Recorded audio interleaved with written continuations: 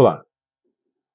O objetivo dessa sequência de vídeos que eu vou apresentar aqui, e esse é o primeiro, é mostrar para você, apresentar para você, entregar para você uma receita muito simples de como sair da situação de dívidas para entrar no mundo maravilhoso dos investimentos.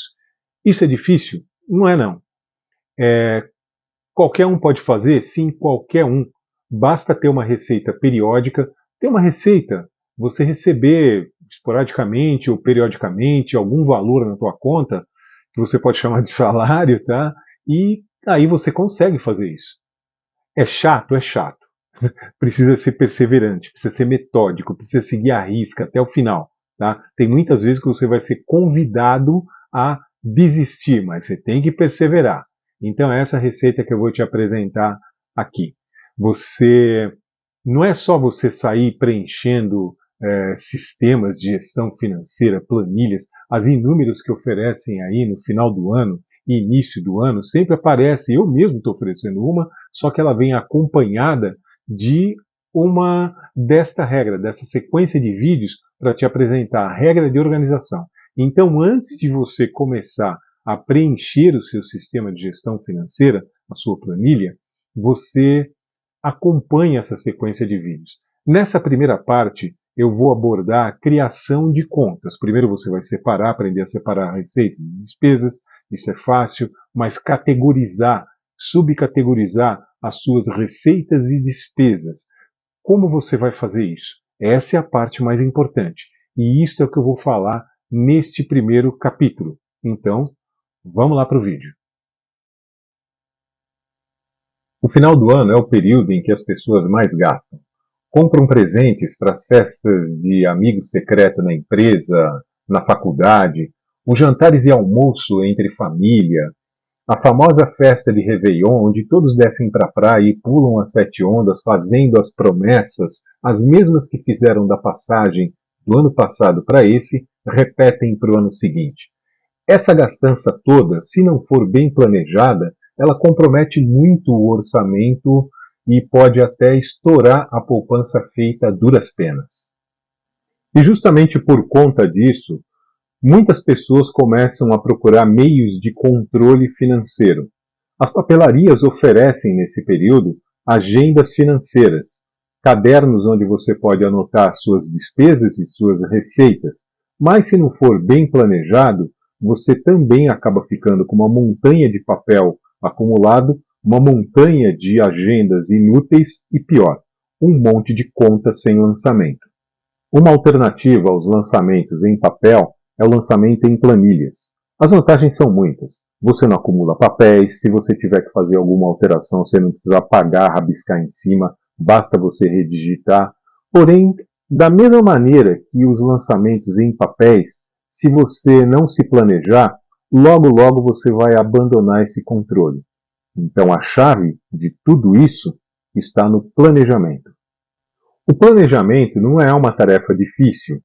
Pelo contrário, o que ele requer é paciência.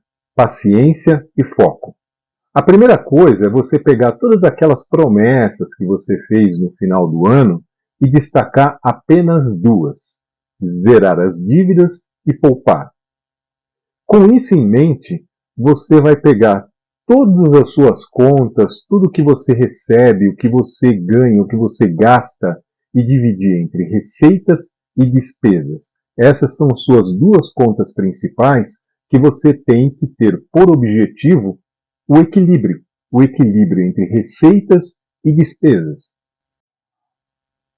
E esse equilíbrio não quer dizer necessariamente empate de valores, ou seja, se eu ganhei 2.000, eu vou gastar 2.000.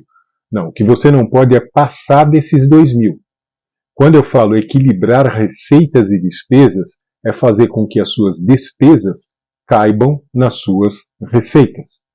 Tudo que você ganha naquele período tem que pagar 100% do que você gasta naquele período.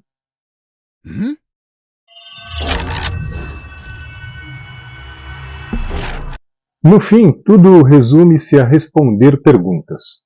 Estranho, né? Mas é assim mesmo. Imagine a seguinte situação. Se você é um assalariado que vende bombons na empresa, então você tem duas receitas: o seu salário líquido e a receita dos bombons que você vende. Então você tem duas contas de receitas, duas categorias de receita, tá? E aí eu te faço a seguinte pergunta. Cara, quanto que você ganhou no mês de outubro de 2023? Certamente vai vir na sua cabeça, se vier, o salário bruto, mas nós temos que considerar o salário líquido. E aí eu dificulto mais ainda a vida e pergunto para você, em janeiro de 2024, quanto que você vendeu de bombom? Putz, aí, sabe, vamos piorar mais ainda essa situação? Quanto que você gastou no supermercado em dezembro de 2023? Poxa, você fala, nossa, que cara chato. Não, a questão não é essa. Se você tiver resposta para essas perguntas, você demonstra que tem um bom controle financeiro. Ah, e como é que eu vou responder essas perguntas? Ora, anotando. E é esse o objetivo de um sistema de controle financeiro. Você tem que anotar absolutamente tudo. Suas receitas, o exemplo que eu dei, o salário, o assalariado que vende bombom na empresa, então o salário líquido deve ser anotado, porque o bruto não adianta. A diferença do líquido para o bruto são os impostos que são descontados e isso automaticamente já sai da sua conta, tá? Então o que entra na tua conta, a receita real, o salário líquido.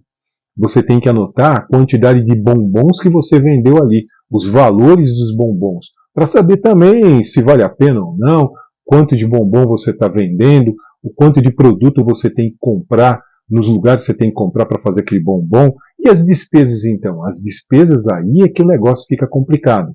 Então nós vamos aprender aqui a criar categorias e subcategorias de receitas e despesas. Na minha categoria, como exemplo, categoria casa, eu tenho supermercado, eu tenho as subcategorias, né, de supermercado, sacolão e feira, eu gosto de separar. Também na categoria casa, eu tenho a subcategoria contas, conta consumo, né, onde eu coloco água, luz, telefone, internet, tudo. Né? Então, trabalhar com essas subcategorias é muito importante, categorias e subcategorias, o quanto mais granular for, melhor, né? Quanto mais granular for, melhor é, que aí você vai poder dar essas respostas assim direitinho. Tá, mas para que eu quero dar essas respostas? Por exemplo, se eu descobrir que eu estou gastando demais numa determinada subcategoria, eu diminuo aquele gasto. Eu vou conseguir ver se eu estou gastando mais ou menos do que eu devo numa determinada subcategoria.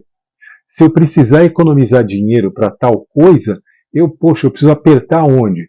Ah, eu sei onde eu vou apertar, naquela subcategoria. Subcategoria lazer, por exemplo. Eu sou um cara que gosto muito de ler, eu tenho vários livros, eu compro livros, adoro fazer isso, gosto de ir em teatro, gosto de ir em cinema, gosto de ir em shows. Mas se eu quero viajar, eu vou projetar uma viagem para o ano seguinte, eu vou ter que cortar de algum lugar. Eu vou ter que economizar em algum lugar. Esse é um exemplo que eu estou dando, tá? Então eu vou lá na minha categoria lazer, eu estou gastando tanto. Se eu economizar isso daqui, mensalmente o que eu economizei, eu posso pagar minha viagem.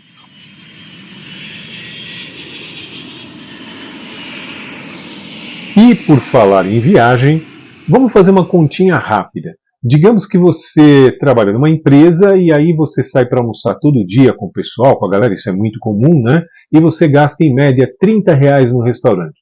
Isso envolve a refeição, a sobremesa, um cafezinho ou refrigerante. Estou sendo generoso, hein? Porque depende da região que você trabalha, você gasta mais que isso. Mas, enfim, R$ 30, 22 dias úteis. No mês, 12 meses, isso dá R$ 7.920 em 12 meses. Poxa, dá para você fazer uma boa viagem, é ou não é? Eu fiz isso há muito tempo atrás. Eu queria viajar para fora do país, o dólar era outro na época, tá? E aí eu comecei a juntar, fazer isso. Não parei de comer. Eu comecei a levar a marmita. Pessoal, não, vamos almoçar fora. Metódico, não vou. E anotava o valor. Juntando, colocava no banco. Sempre numa conta investimento.